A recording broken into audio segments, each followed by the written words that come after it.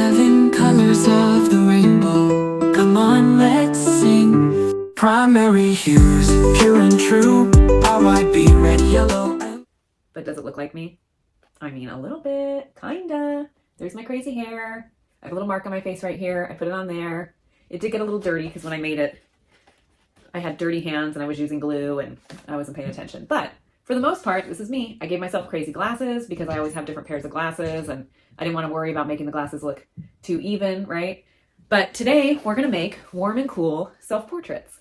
Kind of self-portraits. You know, it can look a little bit like you. There we go. Okay, so warm and cool self-portraits. All you need is different colors of construction paper, a pencil, scissors, and a glue stick. That's about it. Okay, so let's talk about warm and cool colors. Warm colors, generally, things that are warm, things that make you think about warm, right? So sunshine, campfire, so yellows, reds, oranges. And then cool colors are things that make you think of something cool. Water, cool grass, right? So blues, greens, and then purples can be cool also.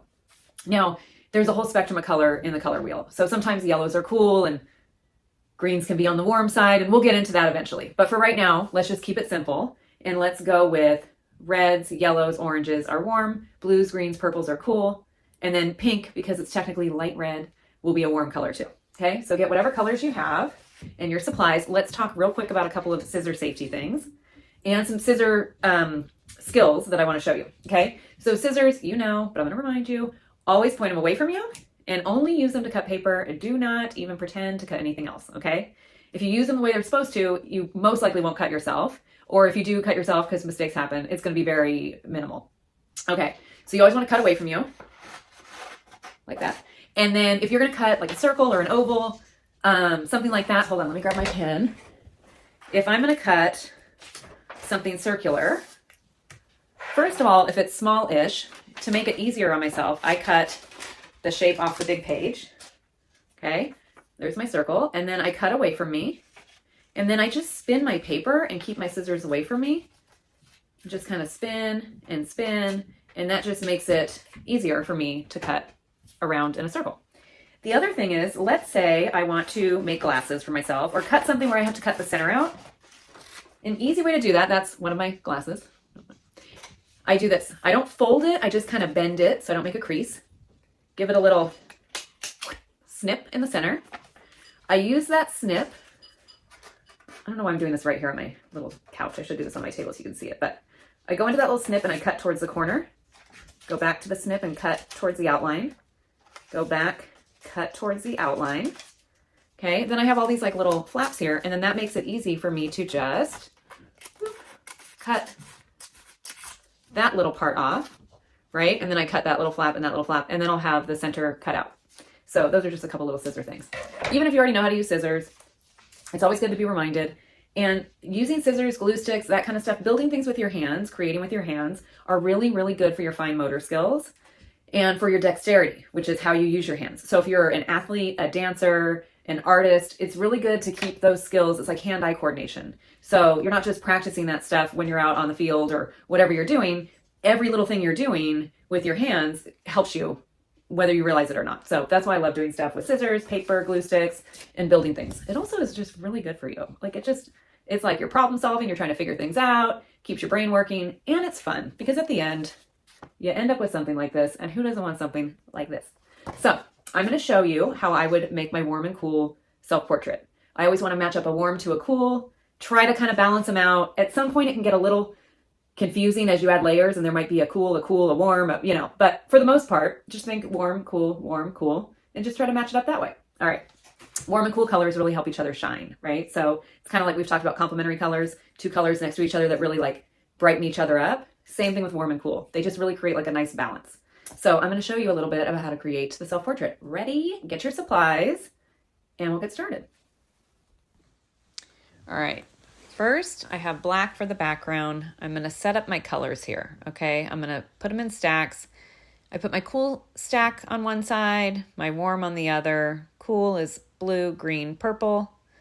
Warm is yellow, orange, red, pink. I'm deciding what I want my base face to be. I'm just kind of matching colors up to each other and seeing what I like. You can do really anything you want here. but you're gonna pick your base color. I wanna draw a big oval, so I use my hand to kind of mark it out. I use 2 fingers on each side, put little marks, because I want my face to be pretty big, and then I'm gonna go ahead and connect those marks. That helps me draw bigger. Sometimes I mean to draw big and then I draw tiny, and I want room to play around here and make a face. Remember our scissor skills. I'm going to cut away from me. I'm going to move my paper around. You guys are going to hear my dogs. They're trying to get into my studio. A pug and 2 Frenchies. They sound like little pigs, so you will definitely hear that. Okay. Cut around. If you make any mistakes on these cuts, it's not a big deal. We have a chance to kind of make adjustments later. I'll show you that in a second. So now decide, my yellow is my warm. I'm going to pick a cool color. Let's go with green. Now look, I'm going to make a stencil, and I'm going to do this for everything I do. Once you get one shape, you can keep like tracing it to make your little half warm, half cool. So I line that up on the edge. I draw an arch. I'm making erasing. I'm going to erase because I made marks on my yellow. Not a big deal. Now look, I just have to make one cut. So again, cut away from me, spin the paper. So now I've got that straight line on the edge, and that's going to be my little half cool, half warm face. Now you can decide what side you want it on, this side, that side, flip it over. There we go. And then it looks pretty great. So now I'm going to use my glue. I always glue on the back of the shape if I remember, and not on my main paper. It just keeps it a little neater. I'm using probably too much glue, but you know. Now put it on there. It's not totally dry yet, so I can make adjustments, try to line it up best I can. I'm going to run my hand over it. 1 Mississippi, 2 Mississippi, 3 Mississippi. Just kind of get it on there. You know, glue does have to dry. Okay, now here's where I can make the adjustments like I was saying. I kind of overshot the mark a little bit. I can cut around, not a big deal. If I do too many of these cuts, I'm gonna end up with a tiny, tiny little face, but one cut's pretty good. All right, so let's go ahead, put our hat back on our glue stick, and now I'm gonna speed up. Here we go, I'm gonna draw one eye, cut it out, use that as a stencil so I can make 2 warm eyes. I can use a stencil to make 2 cool eyes, and then decide how I want to put these on. I'm going to actually put one a little bit above the other, I think. There we go. And then I can decide, do I want to flip them? How do I want to do that? But I glue them, and then I've got 2 eyes. They're not on my paper yet because I can still make adjustments. I'm going to draw a mouth. That's a little, watch, I already know. I used a marker, and now I can see it, and I don't like that. So I traced that, did it in pencil, made a mouth. Now I'm going to make the little bottom part of the lip and put those together, and now I have a warm and a cool mouth. Still playing with the eyes and the mouth. Don't glue anything down yet. I'm going to draw a little nose. Any shape will do. It looks way weird until you add another color. Use a stencil. Make a second nose. Okay, cut that out. Cut one in half. Put them together. And then I can decide how I want to lay this out. Glue everything on, eyebrows.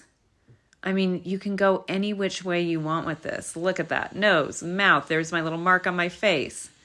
Now I need to do my hair. My hair is wild. I glued the papers together first, and then I cut out like a big top knot, a big bun. There we go. So there's my hair. All right, now it's time for details. I got my crazy little pieces of hair that always fly away. I'm gonna add my glasses. I put the little mark on my face. We talked about how to cut out the centers, give yourself eyebrows. You can give yourself ears. I didn't because ears are crazy, but you can do it. I just don't think we can get any cuter than that. Have fun with this, add details, have a great time. Enjoy yourself. I want to see these wild self-portraits when I get back after Thanksgiving break. I can't wait to see you guys. Let's sing primary hues, pure and true.